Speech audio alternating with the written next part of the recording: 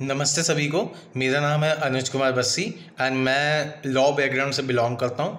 And मैंने अभी recently UGC net का एग्ज़ाम दिया था, तो मैं यहाँ पे हूँ आपको थोड़ा सा एक्सप्लेन करने या मेरा एक्सपीरियंस एंड मैंने कैसे प्रिपरेशन करी थी एंड कौन कौन से चैप्टर्स में से क्या क्या चीज़ें आई थी और कैसे कैसे क्वेश्चंस आए थे, ये मैं आपको एक्सप्लेन करने के लिए आया हूँ यहाँ पे। तो हम बात करते हैं पहले एक बात एक्सपीरियंस की कि सेंटर का एक्सपीरियंस कैसा था। प्रॉपर सैनिटाइजर प्रोसेस था कि हमको प्रॉपर चेकिंग के बाद एंट्री कराई गई एंड उसके बाद पेपर 1 का अगर जनरल व्यू देखा है तो पिछली बार की कंपैरिजन में इस बार ये था कि मॉडरेट से हार्ड था। ठीक है, तो इट्स अ मिक्सचर कि मतलब इसमें हर यूनिट से एक एक क्वेश्चन दो क्वेश्चन पूछे गए थे। तो अब हम बात करते हैं कैसे कैसे क्वेश्चन आए थे। कि जैसे टीचिंग एप्टीट्यूड से बात करें तो एक से केवल 2 क्वेश्चन आए थे। अगर रिसर्च से बात करें तो वो 1 से लेकर 2 क्वेश्चन आए थे। कॉम्प्रिहेंशन केवल 1 ही क्वेश्चन आया था। कम्युनिकेशन के 2 से 3 क्वेश्चन आए थे, है ना। And mathematical and logical reasoning से अप्रॉक्स 3 से 4 क्वेश्चन आए थे। मैं आगे एक्सप्लेन करूँगा कौन कौन सी यूनिट से ज़्यादा क्वेश्चन पूछे जा सकते हैं, आप खुद एनालाइज करना अपने प्रिपरेशन के अकॉर्डिंग। तो लॉजिकल रीजनिंग से आए थे केवल 3 क्वेश्चन। DI से आए थे 1 क्वेश्चन जिसमें वो टेबल फॉर्मेट था, जो कोविड से के पेशेंट से उनका एवरेज निकालना था, परसेंटेज निकालना था, वो उस टाइप के। ICT से आए थे 3 से 4 क्वेश्चन। ICT से 3 से 4 इसलिए मेरे को लगे क्योंकि मैं एज अ लॉ बैकग्राउंड से हूँ, तो मेरे ICT का पोर्शन लॉ में भी आता है, तो इसीलिए 2 क्वेश्चन तो मेरे फर्स्ट पेपर पे थे, बाकी 3 से 4 क्वेश्चन में उसमें थे। तो पीपल एंड एनवायरनमेंट में भी 3 से 4 क्वेश्चन आए थे, जिसमें थे डिफरेंट प्रोटोकॉल्स थे, इंटरनेशनल कन्वेंशंस थी और कन्वेंशन से रिलेटेड क्वेश्चन थे, UN चार्टर से रिलेटेड क्वेश्चन थे, बहुत सारी चीज़ें थी। एंड हायर एजुकेशन सिस्टम से केवल 2 क्वेश्चन आए थे। हम एक्सपेक्ट कर रहे थे कि न्यू एजुकेशन पॉलिसी से कुछ क्वेश्चन आए, बट नहीं आया वो। तो इसमें से भी 2 से 3 क्वेश्चन आए थे। तो हम अगर देखा जाए, अगर थ्योरी और प्रैक्टिकल की बेस में, कि थ्योरी में प्रैक्टिकल में देखा जाए तो mathematical reasoning and aptitude and logical reasoning से 7 से 8 क्वेश्चन और DI से 7 से 8 क्वेश्चन, मतलब अप्रॉक्स मान लो 10 क्वेश्चन मान के चलो, जिससे पेपर 1 में प्रैक्टिकल में आए हैं। ठीक है, और बाकी रिमेनिंग थ्योरी में से आए। ठीक है, अब बात करते हैं कैसे कैसे क्वेश्चन आए थे। ठीक है, क्वेश्चन ऐसे आए थे कि पेपर 1 में जैसे मान लो DI का क्वेश्चन था। DI में ये था कि इस बार टेबल फॉर्मेट में था एंड हॉस्पिटल A इतने पेशेंट्स एंड हॉस्पिटल B इतने patient and how many percentage, उनकी डाटा निकालना था, उनका परसेंटेज में निकालना था, एवरेज से निकालना था कि पिछले के कंपैरिजन में ऑन एन एवरेज कितने पेशेंट्स थे। तो ये सब चीज़ें थी। फिर आज ये न्यूमेरिकल एंड अल्फ़ाबेटिकल सीरीज़ के बेसिकली 2 या 3 क्वेश्चन थे एंड न्यूमेरिक सीरीज़ का केवल 1 क्वेश्चन था, है ना। उसमें वो सिंपल था, ऐसा कोई बात नहीं है। एंड फिर आता है एज का 1 क्वेश्चन, मतलब एज का केवल 1 ही क्वेश्चन था कि मैं एक तस्वीर को देख रहा हूँ कि मेरे फादर से, आज समझ रहे ना, वैसा वाला क्वेश्चन था।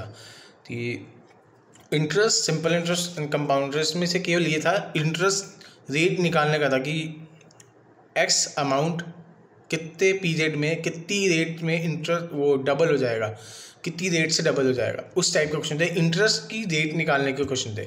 ठीक है, कम्युनिकेशन बैरियर्स में जैसे मान के चलूँ, मैंने आपको बताया पिछले कि कम्युनिकेशन में से 2 से 3 क्वेश्चन आए थे। इसमें से ऐसा एक क्वेश्चन था कि इसमें कम्युनिकेशन बैरियर्स में जो अपन फ्री कम्युनिकेशन बैरियर्स करते हैं, उसमें क्लैरिटी 7 C's होते हैं, 7 C's हैं, उसमें से कौन सा गलत है, हाँ, वो पूरे दे दिए गए, उसमें से बताया गया कि कौन सा गलत है, वो चूज़ करो। ठीक है, एंड दूसरा क्वेश्चन था, एक फैक्ट्री है, उसमें वर्कर काम कर रहे हैं, मेरे को एम्प्लॉयर को एज ए सुपरवाइजर तो काम करेगा नहीं, उसमें एक चेन सिस्टम फॉलो होती है। तो उसमें अगर कोई बैरियर है तो वो किस टाइप के बैरियर है, साइकोलॉजिकल बैरियर है, नॉइज़ बैरियर है, तो वो किस टाइप के बैरियर्स है। तो इस पे भी क्वेश्चन आया था। And convention protocols related to environment, मतलब उसमें ये था कि क्योटो प्रोटोकॉल थी, वो किस चीज़ से रिलेटेड थी। जो जेनेवा में कन्वेंशंस हुआ था अपना, जो एनवायरनमेंट से रिलेटेड, जिसमें बात करी गई कि जो बहुत सारे कि सस्टेनेबल डेवलपमेंट जो प्रोग्राम्स थे, उसमें क्या क्या चीज़ इंक्लूड हुई थी, क्या क्या चीज़ नहीं थी, उन पर भी क्वेश्चन आए थे। एंशियंट हिंदू सोर्स में जैसे माना जाए कि 3 क्वेश्चन मान के चलूँ, क्योंकि इसमें मैच द फॉलोइंग था कि हिंदू लॉ में एज अ धर्मा होता है ना, एंड बुद्धिज्म में एज अ निर्वाणा होता है, तो उसको मैच द फॉलोइंग करके उन्होंने थोड़ा कंफ्यूजिंग टाइप कर दिया, जिससे क्या होता है कि हम कंफ्यूज हो जाते हैं कि यार मोक्ष भी इसी में है, धर्मा भी इसी में है, एंड निर्वाणा तो जैनिज्म में फॉलो ही होता ही है। एंड इस टाइप के क्वेश्चन जैसे रिसर्च मेथड में ऐसा आई कि रिसर्च मेथड में जैसे क्वेश्चन था एक कि अपन एक थ्योरी दे दी और ये कौन सी रिसर्च होती है, जैसे एक बैंक में जाते हैं अपन तो बैंक कलेक्शन करता है, तो किस थ्योरी के रिलेटेड एज अ वो रिसर्च करता है, क्या स्ट्रैटेजीज बनाता है, सच एज क्वेश्चन। फिर इंटरेक्टिव टीचिंग था कि इंटरेक्टिव टीचिंग कैसे हो सकती है, कि उसमें क्या क्या एलिमेंट हो सकते हैं जिससे समझ में भी आए एंड प्रॉपर टीचिंग भी हो जाए, है ना। तो इस टाइप के क्वेश्चन थे। एंड कॉम्प्रिहेंशन आया था, छोटा सा आया था, थोड़ा सा कंफ्यूजिंग था, बट ठीक है, ऑन एन एवरेज था। एक क्वेश्चन ये भी था कि फर्स्ट चाइनीज़ किंग, जो चाइना का किंग था, वो जो नालंदा यूनिवर्सिटी था वो कौन से एडी में आया था, कौन सी ड्यूरेशन में आया था। द किंग था किंग जियोंग था, वो कौन से ड्यूरेशन में नालंदा यूनिवर्सिटी विजिट किया वहाँ ज्ञान प्राप्त के लिए। तो इस टाइप के क्वेश्चन थे। तो हाँ, इन्होंने बेसिकली फोकस किया है केवल, और आईसीटी से में से क्वेश्चन था जैसे उसकी इंटरनेट की स्पीड्स होती है, उसको हम किस तरह से हम मेज़र करते हैं, गीगाहर्ट्ज़, एमबीपीएस एंड ये वो, इस टाइप के क्वेश्चन थे। तो इन्होंने बेसिकली बहुत कम से ज़्यादा पूछ लिया, जैसे कम्युनिकेशन से 2 से 3 क्वेश्चन पूछ लिए, मैथमेटिकल एप्टीट्यूड से 3 से 4 क्वेश्चन पूछ लिए, एंड लॉजिकल रीजनिंग से 3 क्वेश्चन पूछ लिए, और आईसीटी से पीपल एंड एनवायरनमेंट से लगभग 4 से 7 क्वेश्चन पूछ लिए टोटल।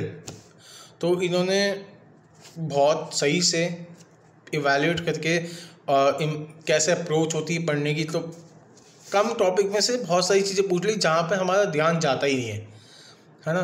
तो ये मेरा पॉइंट ऑफ एनालिसिस था, जो मैंने इसको थोड़ा डिकोड किया, उसको मैंने एनालाइज किया, वो मैंने आपको शेयर किया। तो थैंक यू सो मच।